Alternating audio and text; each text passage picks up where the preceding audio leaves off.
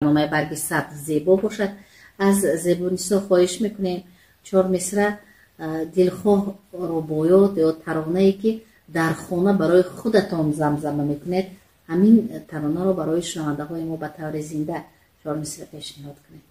کدام سرود است که درد دارد، محبت دارد، عشق دارد و زیبایی دارد و این را شما در وقتهای خالگی برای خودتان زمزمه میکنید؟ برای من فقط سرودای مادر باشد. مرحمت.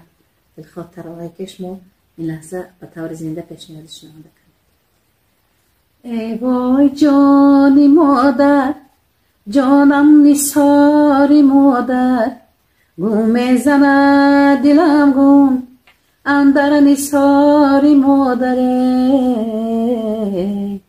آوازی فارمش را، چشمی گنهرمش را، من یاد میکنم یاد دور از کناری مادر، من یاد میکنم یاد دور از کناری مادر.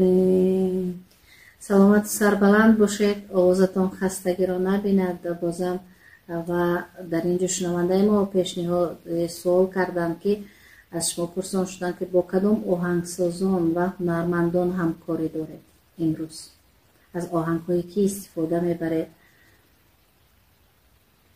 با استاد مرحوم دلاور ظهوریان خودم، اون کس که وفات کرد، زیرش در با استاد فرهاد آدینه کم بیش رفت آمد دارم. با از اینجا نظر بسیار آهنگسازا که رفت آمد دارم.